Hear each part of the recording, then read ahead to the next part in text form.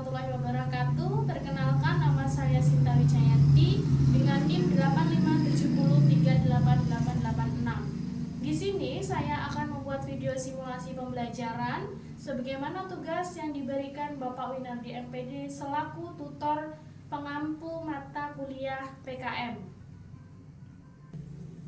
Saya mengambil mata pelajaran IPA, tema 3, peduli terhadap lingkungan, subtema 1, hewan dan tumbuhan di lingkungan rumah.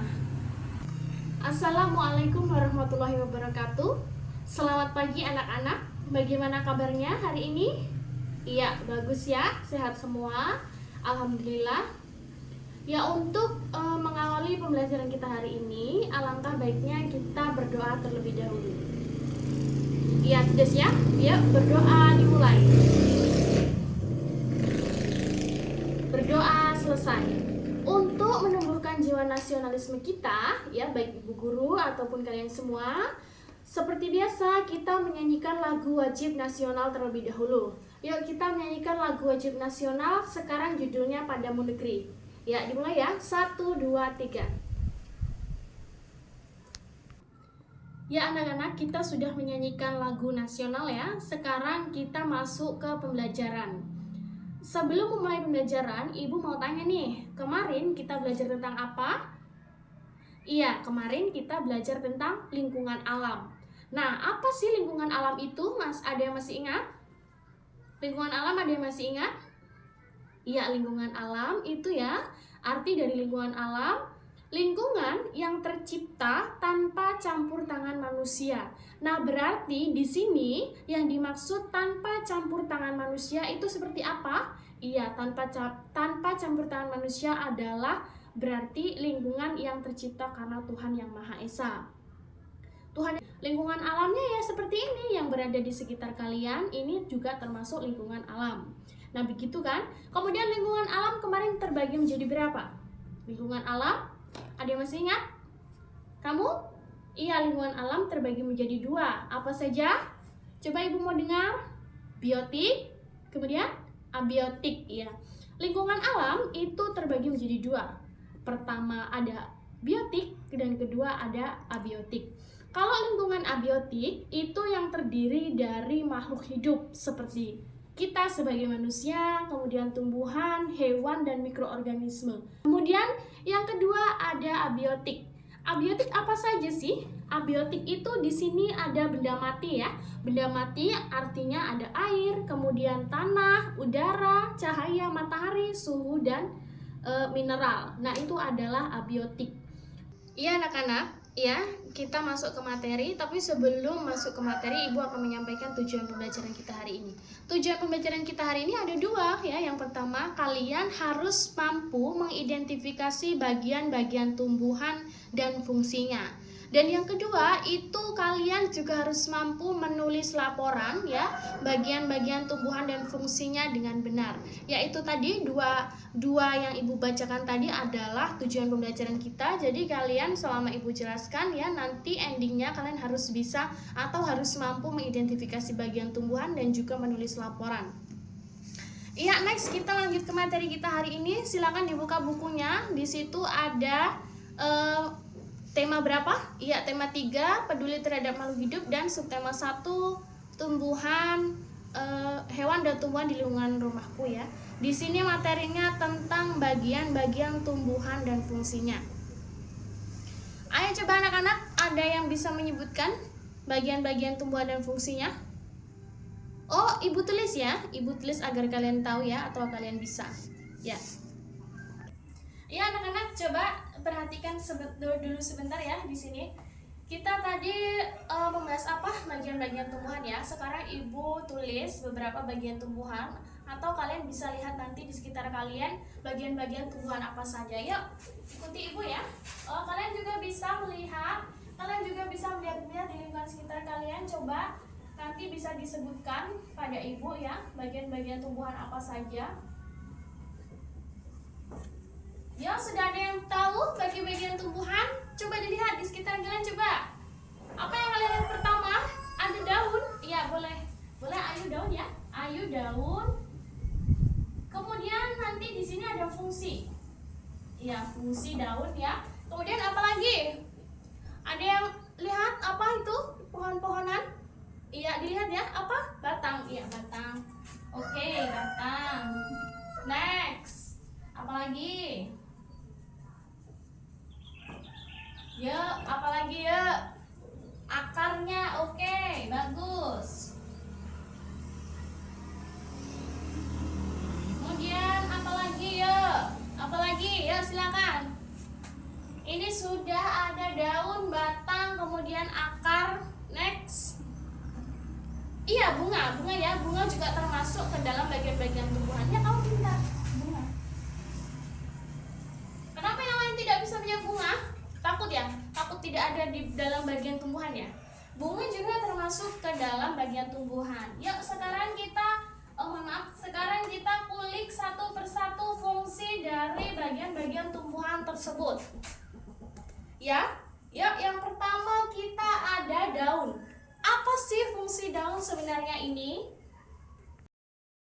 Yang kita dapatkan tadi ya dari bagian-bagian tumbuhan itu ada 4. Si Eka ternyata dia menemukan satu lagi yang berada dalam bagian tumbuhan. Apa itu, Eka? Buah ya, ternyata anak-anak ya, buah ya. Iya, betul sekali, buah. Anggap saja tulisan ibu ini bagus ya. Ya, sebelum sesudah kita mendapatkan bagian-bagian tumbuhan, sekarang kita kulik fungsinya satu persatu. Ada yang tahu tidak fungsi dari daun? Yuk, daun. Fungsinya yang benar ya. Biasanya daun kalian jadikan buat mainan. Itu juga fungsi tapi di luar dari pembelajaran kita hari ini. Sekarang yang kita maksud itu fungsi dari yang sebenarnya dalam pembelajaran bagian-bagian tumbuhan.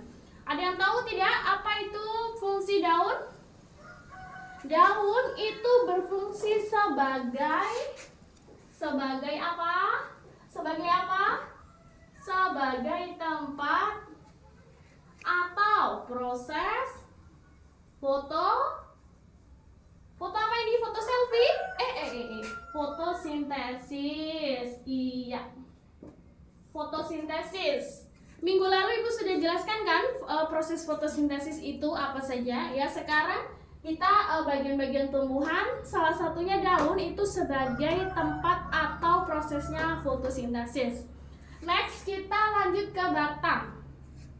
Ternyata anak-anak dari bagian-bagian tumbuhan ini yang paling banyak fungsinya adalah batang. Batang itu banyak sekali fungsinya ternyata ya. Kalau daun itu fungsinya mungkin ada 1 atau 2, selebihnya 3 ataupun berapa. Kalau batang ini ternyata ada banyak anak-anak ya. Kalau batang itu yang pertama fungsinya itu sebagai penopang. Ya, di buku Ibu, di buku kalian ya, di sini di buku Ibu, di buku kalian itu sudah jelas ya. Batang itu yang pertama fungsinya sebagai penopang. Penopang itu apa sih anak-anak? Penopang itu ya agar bisa berdiri. Nah, itu fungsinya salah satu dari batang. Kemudian next yang kedua adalah tempat melekat. Iya, tempat melekat.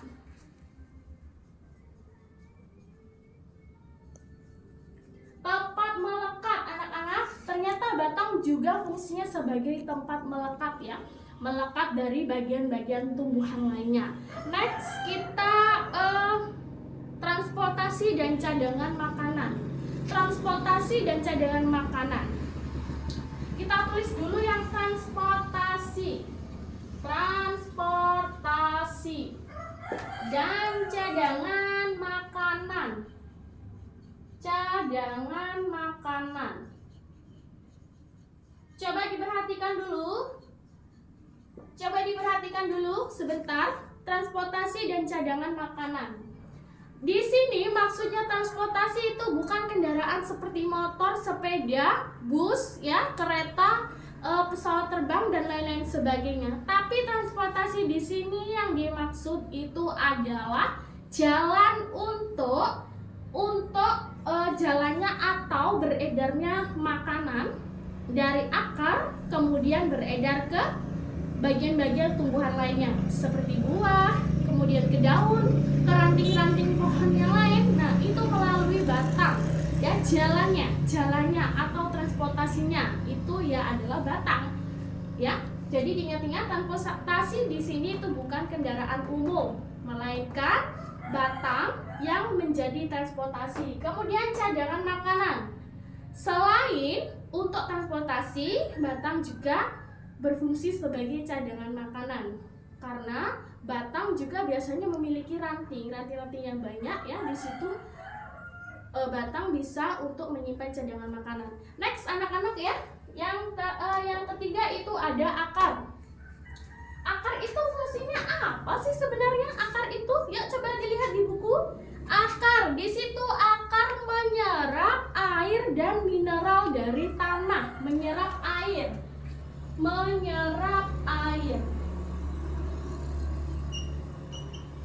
dan mineral. Oke, coba dilihat. Akar itu fungsinya menyerap air dan mineral. Menyerap air ya, itu fungsinya akar. Akar itu kan berada di dalam tanah dan juga air itu berada di dalam tanah. Makanya fungsinya itu akar untuk menyerap air dan mineral ya. Air dan mineral yang bagus-bagus diserap kemudian dialirkan ke bagian-bagian tumbuhan. Nah, makanya tumbuhan disebut juga makhluk hidup. Kenapa, Miss? Kenapa, Bu? Kok bisa dikatakan makhluk hidup? Karena dia juga dia tumbuh dan juga berkembang dan juga bisa menghasilkan makanan. Ya, next ada bunga. Tumbuhan itu ada yang berbunga dan ada yang tidak. Kalau tumbuhan yang berbunga namanya apa?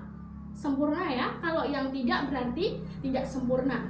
Nah, kalau di sini bunga sendiri, yang dimaksud bunganya ini ya, bunga sendiri itu fungsinya apa sih? Ya coba lihat buku kalian. Bunga itu sebagai alat perkembangbiakan tumbuhan. Alat perkembangbiakan.